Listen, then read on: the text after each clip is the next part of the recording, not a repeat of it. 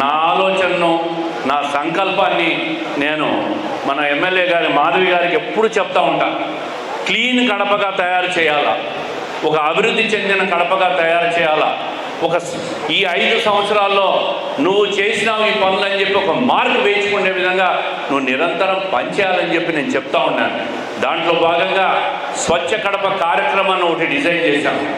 ఆ స్వచ్ఛ కడపలో వారానికి 2 రోజులు పొద్దున 6 నుంచి 9 గంటల వరకు ఒక్కొక్క డివిజన్ తిరిగి అక్కడ ముఖ్యంగా పేరుకుపోయిన చెత్తను, డ్రైనేజ్ వ్యవస్థను బాగు చేయాలా. అక్కడ చిన్న చిన్న సమస్యలు ఉంటాయి, ఎలక్ట్రికల్ ట్రాన్స్ఫార్మర్లు, కరెంటు పోల్లు, ఇవన్నీ కూడా ఎన్నో రకాల చిన్న చిన్న సమస్యలు, ఆర్థికేతర సమస్యలు, ఇవన్నీ కూడా సాల్వ్ చేసేదానికి వారానికి 2 రోజులు తిరుగుతున్నాం. అప్పుడప్పుడు ఒక్కొక్క వారంలో 1 రోజు మిస్ అయినా 1 రోజు ఖచ్చితంగా తిరుగుతున్నాం. ఈ డిసెంబర్ లోపల 50 డివిజన్లు పూర్తి చేసి రేపు మార్చి నాటికి లోకల్ బాడీ ఎన్నికల్లో కడప నగరాన్ని మనము స్వచ్ఛ కడపగా తయారు చేసినామని చెప్పి మనం ప్రజల్లోకి పోవాలా. 50కి 50 కార్పొరేటర్లు మనం గెలవాలని చెప్పి తెలియజేస్తూ ఉంటాం. ఈ డ్రైన్స్, 2 బ్రిడ్జిలు ఎన్నికల్లో ప్రామిస్. దానికోసం ముఖ్యమంత్రి గారి దగ్గరికి పోతే 2 సార్లు నిధులు లేవని చెప్పి అప్రూవ్ చేయలే. నేను అడిగాను, ఈ 2 బ్రిడ్జిలు, డ్రైన్లు కట్టకుంటే ఎన్నికల్లో కడపలో తిరగలేము సార్, వాళ్ళకు ప్రామిస్ చేశాం, దీంట్లో రాజీ పడే ప్రసక్తి లేదు, మీరు ఎట్టి పరిస్థితులు అప్రూవ్ చేయాలని చెప్పి అడిగినాం. 4 నెలల కాలం దానికోసం తిరిగి జీవో తీసుకొచ్చినాం. ఈరోజు టెండర్లు పిలిచాం. డ్రైన్ పనులు కంటిన్యూ అవుతున్నాయి, బ్రిడ్జిలు కూడా టెండర్లు అయిపోయినాయి. తొందరలో దాని డిజైనింగ్లో లేట్ ఉంది, అది అయిపోతానే ఆ బ్రిడ్జిలు కూడా స్టార్ట్ చేస్తే కడపకు, రవీంద్రనగర్కు మధ్యలో కనెక్షన్స్ బ్రహ్మాండంగా ఏర్పడతాయి, ప్రజలకు అందరికీ సౌకర్యం వస్తుంది.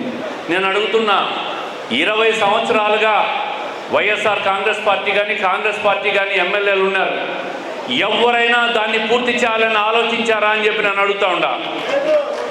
నేను ఛాలెంజ్ చేసి చెప్తున్నా, రాబోయే 6 నెలల కాలంలో ఆ బ్రిడ్జిలు 2 ఖచ్చితంగా పూర్తి చేసి ప్రజలకు అందుబాటులోకి తెస్తాం. వాళ్ళ వైఫల్యాలను ప్రజలకు మీరందరూ కూడా మీరు చేయలేకపోయిన పనులన్నీ కూడా ఈ ప్రభుత్వంలో మేము చేస్తున్నామని చెప్పి ధైర్యంగా మీరు చెప్పాలని చెప్పి మిమ్మల్ని అందరినీ కోరుతా ఉంటా. బుగ్గవల్కని చూశారు, ఎప్పుడైనా దాన్ని క్లీన్ చేయాలని ఆలోచన చేశారు ఎవరైనా? గతంలో 2014 నుంచి 19 మధ్యలో నేను క్లీన్ చేయాలని ప్రయత్నం చేస్తే ప్రతిపక్షాలు ఏదో దాంట్లో అవినీతి ఉందని చెప్పి ఏదేదో మాట్లాడి దాన్ని జరగకుండా చేశారు. మన పార్టీలోని కొంతమంది స్వార్థపూరిత శక్తులు కూడా ఎక్కడో నాకు మైలేజ్ వస్తుందని చెప్పి దాన్ని అడ్డుకునే ప్రయత్నం చేశాను. ఈరోజు చెప్తున్నా, ఏ శక్తి వచ్చి విమర్శించినా మంచి పనులు చేసే దాంట్లో వెనక్కిపోయే ప్రసక్తే ఉండదని చెప్పి చేస్తూ ఉన్నాం. ఎవడే మాట్లాడినా సాక్షి పేపర్ చూస్తూ ఉన్నాం, సాక్షి రాస్తూ ఉంది, ఈరోజు రాస్తూ ఉంది సీసీ కెమెరాల గురించి. ఎస్, సీసీ కెమెరాలు డొనేషన్ అడుగుతున్నాం, ప్రజలను అడుగుతున్నాం. వైఎస్ఆర్ కాంగ్రెస్ పార్టీలో ఉండే వంశీధర్ రెడ్డి, ఏం వంశీ ఇంటి పేరు, వల్లూరు వంశీధర్ రెడ్డి వైఎస్ఆర్ కాంగ్రెస్ పార్టీలో ఉంటాడు. ఆయన 5 లక్షల రూపాయలు సీసీ కెమెరాలకు డొనేషన్ ఇచ్చినాడు. ఈ విషయం రాసుకోమని సాక్షి వారికి, వాళ్ళ పార్టీ వాళ్ళే కదా.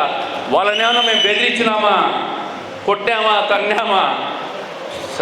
వాళ్ళు వాలంటరీగా వచ్చి కొంతమంది డాక్టర్లు, డ్వాక్రా మహిళలు కూడా సీసీ కెమెరాలకు డొనేషన్ ఇస్తామని మాట్లాడుతూ ఉంటే సిగ్గు లేకుండా సాక్షి తప్పుడు రాతలు రాస్తారు. ఈరోజు రాశారు, నేను ఎమ్మెల్యే మహానాడు పెట్టి చందాలు వసూలు చేస్తున్నామంట. ఎవరి దగ్గరైనా నా జీవితంలో 11 సంవత్సరాలు చూస్తున్నారు, ₹1 ఎవరి దగ్గరైనా డబ్బు తీసుకున్నట్టు నిరూపిస్తే నేను సాధించుకుంటా, ఆమె రాజీనామా చేసి వెళ్ళిపోతాడు.